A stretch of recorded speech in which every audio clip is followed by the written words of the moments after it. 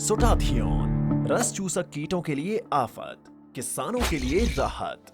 सोटाथियन है बिल्कुल नया और अनोखा टेरनरी फॉर्मुलेशन जो करता है सभी रस चूसक कीटों जैसे व्हाइट फ्लाई, जैसिड, एफिड आदि का उनके जीवन काल के सभी चरणों में प्रभावी रूप से नियंत्रण और करता है आपकी फसल के लिए बेजोड़ सुरक्षा। तो आप भी दीजिए अपनी फसलों को सोटाथियन की सुरक्षा ताकि उन्हें मिले तेजी से बढ़ने का मौका।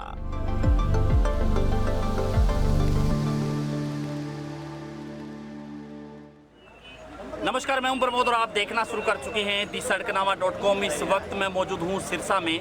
सिरसा के केंद्रीय कपास अनुसंधान केंद्र में इस वक्त मैं मौजूद हूं, जहां पे आज किसानों की वर्कशॉप है वो आयोजित की जा रही है।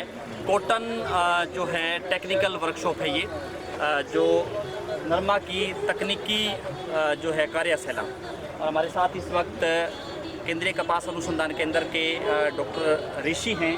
और जैसा कि आप सब लोग जानते हैं कि इन दिनों किसान हैं वो कॉटन में गुलाबी सुंडी से सामना कर रहे हैं और जो फसलें हैं वो भी काफ़ी जो है बर्बाद भी हुई हैं गुलाबी सुंडी को लेकर के, क्योंकि यहाँ पे आपको सारा जो इस चक्कर के बारे में बताएंगे कि गुलाबी सुंडी किस तरह से काम करती है और इसकी रोकथाम है वो किस तरह से की जा सकती है। सबसे पहले फेरोमोन ट्रैप है, उसका भी यहाँ पे जो है डिस्प्ले किया हुआ है तमाम जो है जानकारी के लिए। सर बहुत बहुत स्वागत आपका पहले तो। Thank you.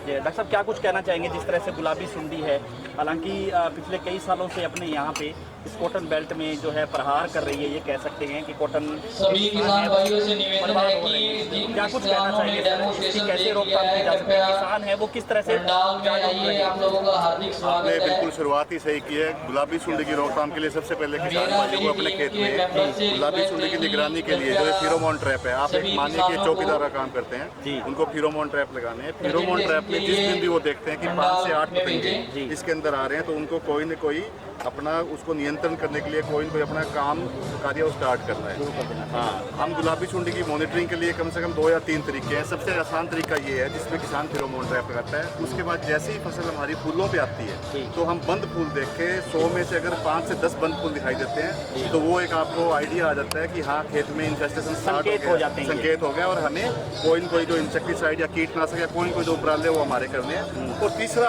जो तरीका है जो इस स्टेज पे जो आप पूछ रहे हो, इस स्टेज पे मैं सभी किसान भाइयों से एक ही विनती करता हूँ, मेरी एक ही गुजारिश है कि अपने खेत में प्रति एकड़ 20 हरे टिंडों को खोल के जरूर देखें। जैसे कि आप देख रहे हो ये हरे टिंडे, इन टिंडों को जब आप अंदर से खोलोगे तो खोलने के बाद आपको टिंडे अंदर से जो इन्फेस्टेशन है वो खराब टिंडे आपको क्लियर दिखाई देंगे। अगर आपको 20 में से 2 टिंडे खराब दिखाई दे रहे हैं और अगर उसमें इस तरह सुंडी भी विद्यमान है, लार्वा भी है, तो डेफिनेटली आपको इंसेक्टिसाइड का प्रयोग करना है। इंसेक्टिसाइड के लिए शुरू से ही हमने किसानों को स्ट्रेटजी बना के दी हुई है कि फसल के शुरुआती दौर में पहले 7 दिन तक चाहे उनके खेत में रस चूसक कीटों का प्रकोप हो या सुंडियों का प्रकोप हो, उनको नीम आधारित कीटनाशक जैसे कोई निम्बिसिडिन है, चूक है, इंडोनीम है, नीम बाण है, जो भी नीम आधारित कीटनाशक है, या वो अपने घर में 5 किलो NSK नीम सीड कर्नल है उसको तोड़ के उसका बना के घोल बना के उसका प्रयोग भी कर सकते हैं। 60 दिन के बाद जैसे जैसे सीजन आगे जा रहा है और किसान को लगता है कि ये तीनों तरीकों से कोई न कोई तरीके से उसके खेत में उसको लग रहा है कि उसके खेत में गुलाबी सुंडी का प्रकोप हुआ है, तो किसान भाई जो 60 से 90 दिन वाली विंडो है उसके लिए बहुत सारे कीटनाशक है हमारे पास। जैसे परफेनोफॉस है जो 500 ml प्रति एकड़ जो हम 1 एकड़ के लिए रिकमेंड करते हैं। स्पिनटोरेम है जो 170 ml प्रति एकड़ हम किसानों के लिए रिकमेंड करते हैं। उसके बाद इमामेक्टिन बेंजोएट है जिसको फार्मर आमतौर पे बहुत सारे नामों से खरीदता है, वो 100 ग्राम पर एकड़ की रिकमेंडेशन है। इवन स्पिनोसेड है वो जिसको ट्रेसर के नाम से जानते हैं, उसका प्रयोग भी करेंगे तो फायदेमंद है। थायोडिकार्ब एक है वो 350-250 ग्राम पर एकड़ का पड़ता है, उसका प्रयोग भी कर सकते हैं। तो इस तरीके से बहुत सारी इकालेक्स है, क्यूनल फोर्स जो है 20 AF है, उसका फार्मर प्रयोग कर सकता है। क्लोरपाइरिफॉस 1 लीटर है उसका प्रयोग भी कर सकता है। पर ये 60 से 90 दिन वाली विंडो के इंसेक्टिसाइड है जो किसान यूज़ करते हैं। एक ही चीज़ का ध्यान रखना है कि जो पानी की मात्रा है वो 150 से 200 लीटर के बीच में रखें, बहुत अच्छी तरह से कवरेज से ही स्प्रे करें, तभी उसके अच्छे रिजल्ट आएंगे। 90 दिन के बाद जब फार्मर हमारी फसल आगे बढ़ रही है और उसको लग रहा है कि इन 3 तरीकों के कारण कोई न कोई तरीके से उसको फिर दोबारा सुंडी का हमला या प्रकोप दिखाई दे रहा है, तो वो इन्हीं दवाइयों में से बदल के कोई दवाई को रिपीट कर सकता है। पर 120 दिन के बाद हमारे पास कुछ ऐसे कीटनाशक है जो हम फसल के आखिरी दौर में करते हैं, जिसको हम आमतौर पर सिंथेटिक पायरेथ्रोइड बोलते हैं। उसके अंदर आपका साइपरमेथ्रिन है, डेल्टामेथ्रिन है, लैम्डासाइलोक्सिन है, बीटासाइक्लोथ्रिन है, फेनप्रोपेथ्रिन है, बहुत सारे ऐसे इंसेक्टिसाइड है। और वो 15 सितंबर के बाद ही हमें प्रयोग करने हैं। 15 सितंबर से पहले उनका प्रयोग करने की हम उनको बिल्कुल भी परामर्श या एडवाइस नहीं देते, क्योंकि अगर उसका पहले छिड़काव करोगे तो आपके खेत में दूसरे रस चूसक कीटों का प्रकोप है वो बढ़ सकता है। तो मेरा इस स्टेज पे एक ही मानना है, अगर किसान जागरूक है, अगर वो सही तरीके से मॉनिटरिंग करता है तो पिंक बॉलवर्म से खेत को बचाना आसान है। आप खेत में सीधे हरे बॉल देख के कभी निश्चित ना हो कि आपके खेत में कीड़ा नहीं है। हरे बॉल खोलने के बाद ही पता लगेगा कीड़ा कितना है, और उसके बाद अगर कीड़ा मिलता है तो आपके साथ बहुत सारे कीटनाशक है। हमेशा कीटनाशक बदल करके प्रयोग करें, अच्छे से प्रयोग करें, पूरी मात्रा डाल दें, पूरा पानी डालें। डेफिनेटली किसान भाई है, पिंक बॉलवर्म से मैनेज अपनी फसल को कर सकते हैं।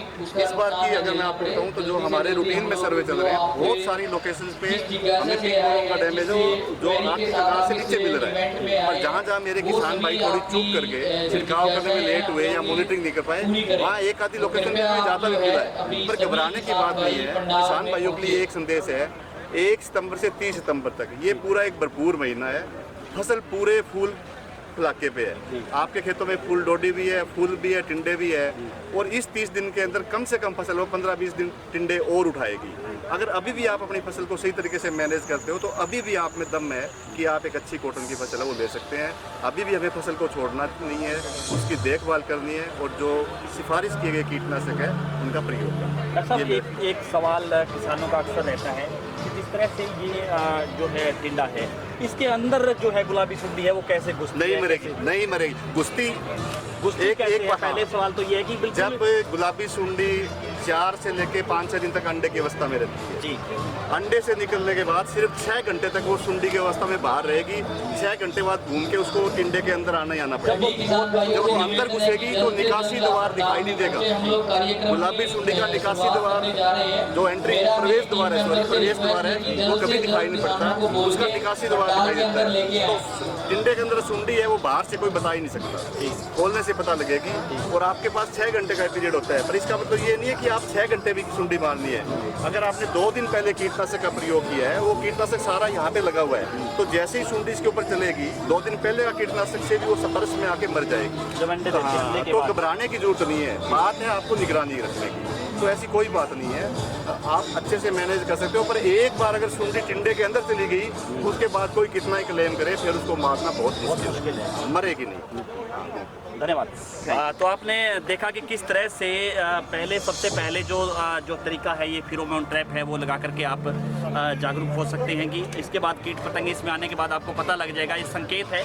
उसके बाद जो फूल है यानी कि जो वो है वो एक चक्करनुमा आकार हो जाता है, बंद हो जाता है, तो ये दूसरा संकेत है। लगातार उसके बाद जो है निगरानी रखने की जरूरत है। हमारे साथ जुड़े डॉक्टर ऋषि, ज़्यादा से ज़्यादा इस वीडियो को आप शेयर कर दीजिए ताकि तमाम किसान भाइयों तक ये जानकारी जाए, खास करके कॉटन के किसान जो गुलाबी सुंडी से जूझ रहे हैं उनके लिए ये वीडियो हमने बनाया है। बहुत